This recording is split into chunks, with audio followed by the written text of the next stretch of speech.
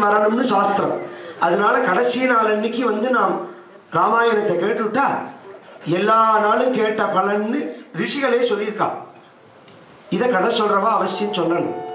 ஏன்னா எல்லாருக்கும் அந்த பலன் வரணும்னு. இதை என்னைக்கு சொல்லணும்னா கடைசி நாளுக்கு தான் சொல்லணும், அல்லது கடைசி நாளுக்கு முதல் நாள் தான் சொல்லணும். கடைசி நாள் கேட்டா ராமாயணம் கேட்ட முழுக்க கேட்ட பலன், கடைசி நாள் கேட்டா முழுக்க கேட்ட பலன்னா நானும் மயக்கம் தான் இருக்கணும். ஆனா எல்லாருக்கும் இது தெரியணும். இதுல என்னத்துக்காக நாம் சொல்றோம் அப்படிங்கிறது வரதான்னு கூட்டா. உங்களுக்கு தெரிஞ்ச கதை தெரியாத கதை ரெண்டையுமே சொல்றேன்.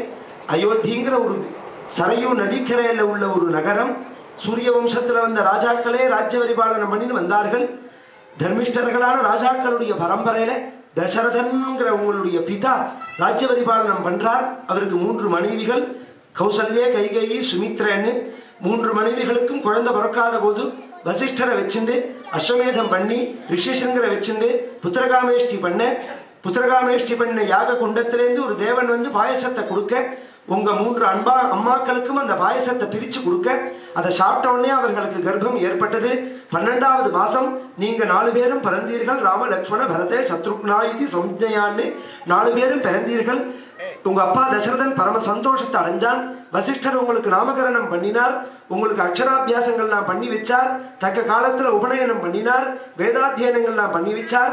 12வது வயசுல சகல வித்தைகளையும் படிச்சு முடிச்ச ராமபிரானுக்கு கல்யாணம் பண்ணணும்னு உங்க அப்பா யோசனை பண்ற சமயத்துல விஸ்வாமித்திரர் தன் யாகத்தை காத்து கொடுப்பதற்காக ராமன் வேணும்னு கேட்க, முதல்ல எதை கேட்டாலும் தரேன்னு சொன்ன தசரதன் ராமன் சொன்ன உடனே தரமாட்டேன்னு சொல்லி, அப்புறம் வசிஷ்டருடைய ஒரு வார்த்தைக்கு உட்பட்டு கொடுக்க, லட்சுமணனோட கொடுக்க வாங்கிட்டு விஸ்வாமித்திரர் கிளம்பி போனார்.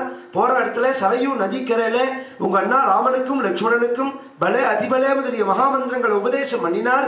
சரையூவை தாண்டினார், தாடகையை வதம் பண்ணினார்.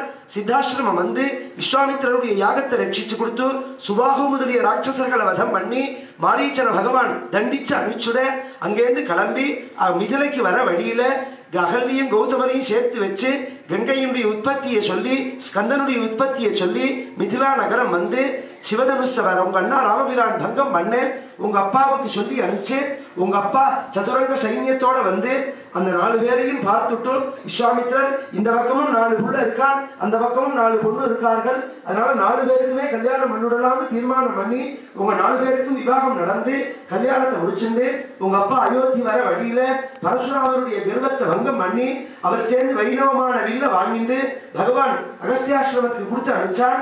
அயோத்தியில வசிக்கிற காலத்துல கல்யாணத்துக்கு வந்த உங்க தாய் மாமா யுதாஜித்து உங்களையும் சத்ருகனையும் அழைத்து கொண்டு கேகய தேசம் போக 12 வருஷங்கள் ராமபிரானும் லட்சுமணனும் தன் அப்பாவுக்கும் அம்மாவுக்கும் பணிவிட 12 மனைவியோட பரமசௌக்கியமா வசிச்சு வர காலத்துல உங்க அண்ணா ராமனுடைய 24வது வயசுல அவனுக்கு பட்டாபிஷேகம் பண்ணணும்னு உங்க அப்பா ஏற்பாடு செய்ய, கூனியினுடைய ஒரு தூண்டுதலின் பேரில் உங்க அம்மா தேவாசுர யுத்தத்துல கொடுத்த 2 வரனை இப்ப கொடுக்கணும்னு உங்க அப்பாவை நிர்பந்தப்படுத்தி, ஒரு வரன்னால உங்களுக்கு பட்டாபிஷேகம்னு மற்றொரு வரன்னால 14 வருஷம் முனிவர் வேடம் பூண்டு ராமன் காட்டுல இருக்கணும்னு வேண்ட.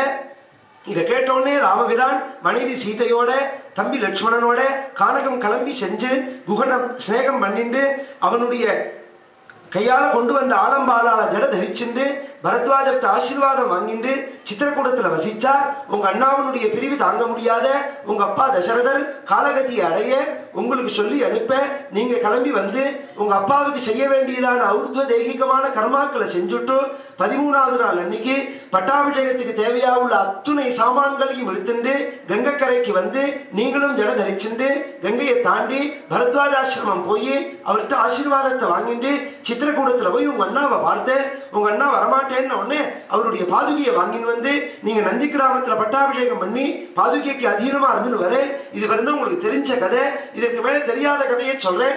பகவான் மறுநாள் கார்த்தால அங்கிருந்து கிளம்பி அத்ரி அனசூய ஆசிரமத்துக்கு போய் அவர்கள்ட்ட ஆசீர்வாதத்தை வாங்கினான். தண்டகாரண்ய பிரவேசம் பண்ணினான், விராதன வதம் பண்ணினான், சரவங்கருக்கு சத்கதியை கொடுத்தான், சுதீக்ஷ்ணர்ட்ட ஆசீர்வாதத்தை வாங்கினான், அகஸ்தியாச்சாரியால்ட்ட ஆசீர்வாதத்தையும் வைணவமான தனுஷையும் வாங்கிட்டு பகவான் பஞ்சவட்டியில ஜடாயுங்கிற கழுக ஸ்நேகம் பண்ணிட்டு வசிக்கிற காலத்துல ராவணனுடைய சகோதரியான சூர்பனக உங்க அண்ணா ராமனை பார்த்து ஆசைப்பட அந்த ஆசை நிறைவேறாத பொழுது சீதையை சாப்பிட போக லட்சுமணன் அவளுடைய மூக்கையும் காதையும் அறுத்து விட அந்த கோபத்தினால 14,000 ராட்சசர்களோட ராவணனுடைய ஒண்ணு விட்ட தம்பியான கடன் வந்து சண்டை போட உங்க அண்ணா ராமர் அத்தனை பேரையும் வதம் பண்ண அந்த கோபத்தினால ராவணன் மாரீசனுடைய நட்புனால உங்க மன்னி சீதைய மாயமான் வேஷம் போட்டுண்டு கொண்டு போயிட்டான்.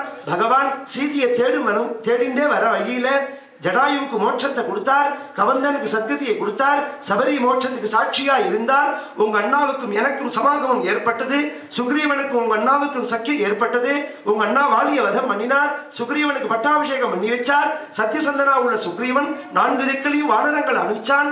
அதுல நான் சமுத்திரத்தை தாண்டி லங்கையில போய் அசோக வனத்துல உங்க மண்ணியான சீதையை பார்த்து உங்க அண்ணா கொடுத்த மோதிரத்தை கொடுத்து உங்க மண்ணி கொடுத்த சூடாமணியை வாங்கிட்டு ராட்சசர்களுக்கு ஹிதோபதேசம் செய்து அது எடுபடாது, அவர்கள் என் வாளில் தீ வைக்க நான் லங்கையை எரிச்சுட்டு உங்க அண்ணாட்ட வந்து சூடாமணியை கொடுத்தேன். உங்க அண்ணா இங்க இருக்கிற சமயத்துல ராவணனுடைய தம்பியான விபீஷணனும் ராவணனால விளக்கப்பட்டு அவனும் பரிவாரத்தோட ராவணன் வந்து சரணாகதி பண்ண உங்க அண்ணா அவருக்கும் பட்டாபிஷேகம் பண்ணி வச்சு சேது வந்த மண்ணி லங்கைக்குள்ள போய் புத்திரமித்திர பந்துக்களோட ராவணனை வதம் பண்ணிவிட்டு புஷ்பக விமானத்துல கோடிக்கணக்கான ராட்சசர்கள் கோடிக்கணக்கான வானரங்கள் அவர்கள் பத்திரிகள் எல்லாரோடையும் உங்க அண்ணா வந்துட்டே இருக்காரு, நீங்க பார்க்கவே போறேன்.